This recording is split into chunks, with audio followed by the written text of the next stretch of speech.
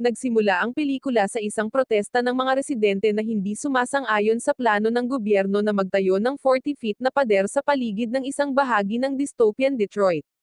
Ang lugar na ito, na ngayon ay sarado ng matataas na pader, ay tinatawag na brick mansions. Itinayo ng gobyerno ang brick mansions dahil masyadong mataas ang crime rate ng lungsod na hinahawakan ng mga pulis. Mahigpit na binabantayan ng mga pulis at hukbo ang lugar para hindi makapasok ang mga residente. Maging ang mga paaralan at ospital sa lugar na ito ay sarado na dahil sa desisyon ng gobyerno. Samantala, nakikipagpulong ang alkalde sa kanyang mga kasosyo sa negosyo. Tiniyak niya sa kanila na kung muling itatayo ang brick mansions, kailangan muna itong sirain, at haharapin niya ang lahat, kabilang ang pakikitungo sa mga residente. Sa isang maliit na apartment, isang lalaking nagngangalang Lino ang nagbukas ng malitin na puno ng droga na ninakaw niya sa isang dealer na nagngangalang K2. Sinubukan ni Lino na sirain ang mga droga sa pamamagitan ng paglagay nito ng tubig. Sa labas, sinubukan ng dalawa sa mga kaibigan ni Lino na pigilan si K2, na naghahanap kay Lino. Binaril ng mga tauhan ni K2 ang mga kaibigan ni Lino, ngunit nakatakas si Lino. Ang kanyang husay sa pagtakbo, pagtalon, at pagtatanggol sa sarili ay nakakatulong sa kanya na maiwasang mahuli ni K2 at ng kanyang mga tauhan. Sa isa pang apartment, tinitingnan ng isang detective na nagngangalang Damien Collier ang mga larawan ng mga kriminal sa dingding ng kanyang tahanan. Ito ang mga kriminal na gusto niyang hulihin. Isang hapon, pumunta si Damien sa isang party kasama ang isang mobster na nagngangalang George. Sa hapunan, pinag-uusapan ni George ang tungkol sa ninakaw na droga mula kay K2. Nakikita ito ni George bilang isang pagkakataon na magbenta ng droga kay K2 ngunit hindi siya sigurado kung sino ang maaaring pumunta sa lugar ni K2 para sa kanya. Nag-aalok si Damien na gawin ito dahil may karanasan na siya sa pagharap sa mga kriminal. Sa punong tanggapan ni K2, sinabi ni K2 sa kanyang boss, si Tremaine Alexander, ang tungkol sa nawawalang pakete ng droga. Si Tremaine, isang drug lord, ay nagalit at binaril ang isa sa kanyang mga tauhan sa pagkabigo. Binyantaan niya si K2 na hanapin ang mga nawawalang droga at hulihin si Lino. Si K2, natatakot, ay nagsabing maaari niyang akitin si Lino sa pamamagitan ng pagkidnap sa kasintahan ni Lino na si Lola. Samantala, sinundan ni Damien si George sa kanyang base. Sinusundan din sila ng mga pulis mula sa isang van sa kabilang kalsada. Si Damien ay nasa isang undercover na misyon upang hulihin si George. Sa loob ng punong tanggapan ni George, binuksan ni Damien ang isang tracking device sa kanyang relo. Napansin ng isang gwardya ang kahina-hinalang van sa labas, at napagtanto ni George na ito ay isang undercover na sasakyan ng pulis. Sa galit, binaril ni George ang isa sa kanyang mga tauhan, sa pag-aakalang siya ang traidor. Bago umalis si George, nag-activate si Damien ng emergency alarm at kinuha si George na hostage. Gayunpaman, inatake ng mga tauhan ni George si Damien, at nangyari ang isang shootout. Nabigla si Damien habang patuloy siyang binabaril ng mga tauhan ni George. Nagtagumpay si George na makatakas at sumakay sa isang kotse kasama ang kanyang natitirang mga tauhan. Sumunod si Damien at kumapit sa trunk ng sasakyan. Mabilis ang takbo ng sasakyan at nagzigzag na nagpapahirap kay Damien na kumapit. Patuloy ang pagbaril ni George kay Damien mula sa loob ng sasakyan. Sa kabutihang palad, si Damien ang naging sanhi ng pag-crash ng kotse sa isang kanto, at si George ay itinapon palabas, lumapag malapit sa istasyon ng pulisya. Matapos mahuli si George, umuwi si Damien at naglinis. Pagkatapos ay minarkahan niya ang kanyang susunod na target, si Tremaine Alexander. Isang hapon, nagmaneho si K2 sa sentro ng lungsod kasama ang kanyang kinakasama, isang babaeng nagngangalang Rizel. Pumunta sila sa isang restaurant kung saan nagtatrabaho si Lola. Pagdating nila, tinutukan ni Rizel ng baril si Lola. Sinubukan ni Lola na harangin ang baril sa pamamagitan ng paghagis ng tray na hawak niya. Pagkatapos ay tumakbo siya sa kusina, ngunit naabutan siya ni K2 at pinatulog siya. Dinala nila si Lola sa headquarters ni Tremaine sa Brick Mansions. Nang magising si Lola, dinala nila siya kay Tremaine. Biglang sumulpot si Lino, tumalon mula sa bubong at bunihag si Tremaine sa harap ng kanyang mga tauhan. Dinala ni Lino si Tremaine sa istasyon ng pulisya malapit sa Brick Mansions para arestuhin siya. Sa kasamaang palad, sa istasyon ng pulisya, pinalaya ng pulisya si Tremaine at sa halip ay inaresto si Lino. Ang pulis ay tiwaling opisyal at nagtrabaho sa mga kriminal. Pagkaalis ni Tremaine, binali ng galit na si Lino ang leeg ng tiwaling pulis. Samantala, sa opisina ng alkalde, nakipagkita si Damien kina Major Reno at Berenger. Si Damien ay tinawag para sa isang mahalagang misyon. Ipinaliwanag ni Major Reno na kagabi ay may isang truck na may dalang nuclear bomb at missiles ang na-hijack ng isang gang mula sa Brick Mansions. Na-activate ng mga hijacker ang timer ng bomba. Maaaring i-deactivate ni Damien ang bomba sa pamamagitan ng pagpasok ng isang partikular na code. Hiniling ng alkalde kay Damien na hanapin ang bomba. Ipinakita kay Damien ang larawan ng isang lalaki, si Lino. Hiniling niya kay Damien na makipagtulungan kay Lino, na mahusay sa pagpasok sa Brick Mansions. Bumalik sa bilangguan, si Lino, na nakaposas, ay dinala ng mga gwardya sa isang kotse.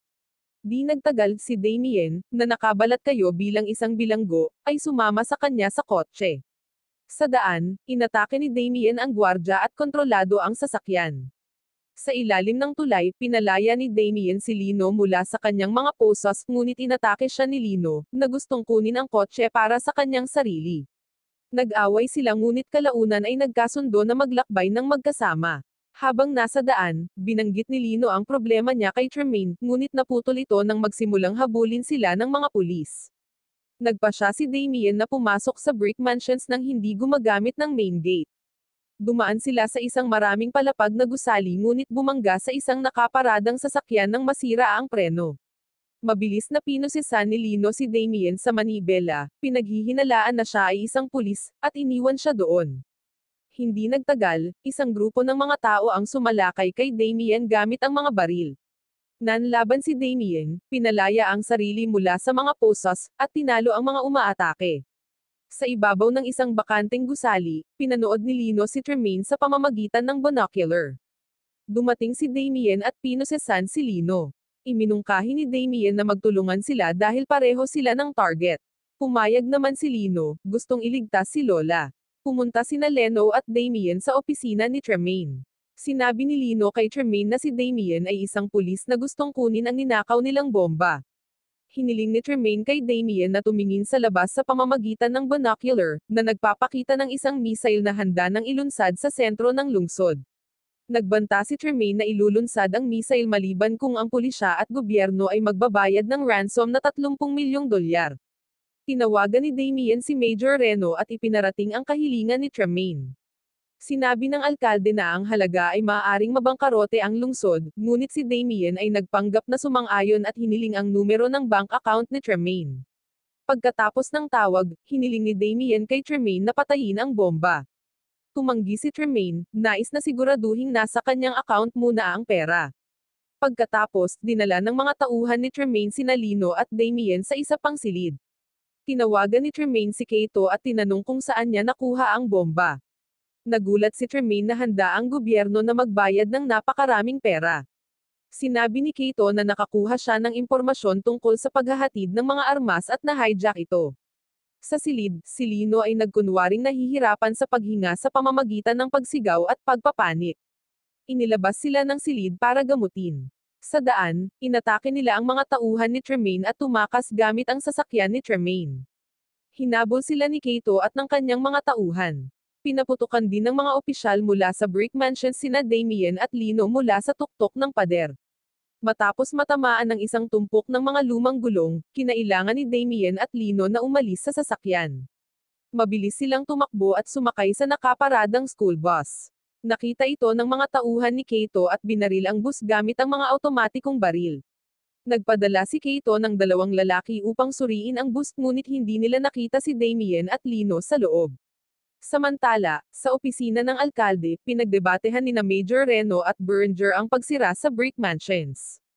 Ipinaliwanag ni Major Reno na kung ilulunsad ang missile, masisira nito ang buong lungsod dahil mayroon itong blast radius na 5 kilometro. Sa opisina ni Tremaine, sinabi sa kanya ng kanyang mga finance controller na ang ilan sa kanyang mga bank account ay wala pa ring laman. Dahil sa inis, ina-activate ni Tremaine ang missile gamit ang remote button. Sa kabutihang palad, binaril ni Damien ang aparato ng missile kaya hindi ito gumana. Pagkatapos ay binaril ni Damien si Reze para ilayo siya kay Lola. Inutusan ni Tremaine ang kanyang mga tauhan na isara ang lahat ng labasan mula sa brick mansions para hindi makatakas sina Damien at Lino. Patuloy na tumakbo sina Damien at Leno mula sa mga tauhan ni Tremaine, tumalon sa mga gusali upang makalayo. Sa isang abandonadong gusali, hinarap ng isa sa mga tauhan ni Tremaine na nagngangalang Yeti sina Damien at Lino. Nag-away sila, ngunit napakalakas ni Yeti. Kahit ilang beses na siyang natamaan, bumangon pa rin siya. Sa wakas, nagtulungan sina Damien at Lino na itali si Yeti para hindi siya makagalaw. Pagkatapos ay hinampes ni Lino ng malaking bato ang ulo ni Yeti, dahilan para bumagsak siya. Samantala, inaayos ni Tremaine ang kanyang rocket device. Nang pindutin na sana niya ang missile button, nagatubili siya at tumigil, ayaw niyang pumatay ng mga inosenteng tao. Nang makita ito ni Reza, nagalit at binaril niya si Tremaine sa kaliwang braso. Si Lola, na nanunood, ay inatake si Reza at itinulak siya palabas ng gusali. Maya-maya pa ay dumating na sina Damien at Lino. Tinutukan ni Damien ng baril si Tremaine, na inakusahan siyang pumatay sa kanyang ama. Ipinagtanggol ni Tremaine ang kanyang sarili, sinabing iyon ay isang bitag, hindi isang pagpatay, ngunit hindi siya pinaniwalaan ni Damien. Pagkatapos ay napansin ni Lino ang code para i-deactivate ang missile at sinabi kay Damien na ito ay ang code ng Brick Mansions, hindi ang missile deactivation code. Hindi pa rin naniniwala si Damien. Sa kanilang pagtatalo, ipinaliwanag ni Lino na hindi kailanman nangyari ang pag-hijack ng mga nuclear bomb at missiles, sinabi lang ng mayor iyon para sirain ang Brick Mansions.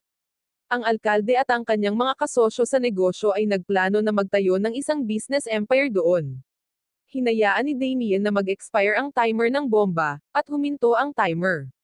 Napagtanto niyang niloko siya. Di nagtagal, sinugod nina Damien, Lino, Tremaine, at ang kanyang mga tauhan ang gusali ng alkalde at ibinalik ang bomb trigger device sa harap ng alkalde. Nagkunwaring ipinasok ni Damien ang code na sinubukang pigilan ng alkalde. Hindi sinasadyang ibinunyag ng alkalde na ang code ay pasabugan ang Brick Mansions para magtayo ng bagong lungsod doon. Pagkatapos ay hiniling ni Damien sa alkalde na tumingin sa bintana kung saan kinunan ng video ng mga tauhan ni Tremaine ang lahat ng sinabi ng alkalde.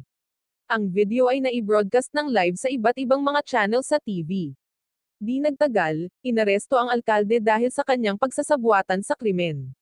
Sa pagtatapos ng pelikula, ang lugar ng The Brick Mansions ay bukas sa publiko, at bumalik sa normal ang buhay.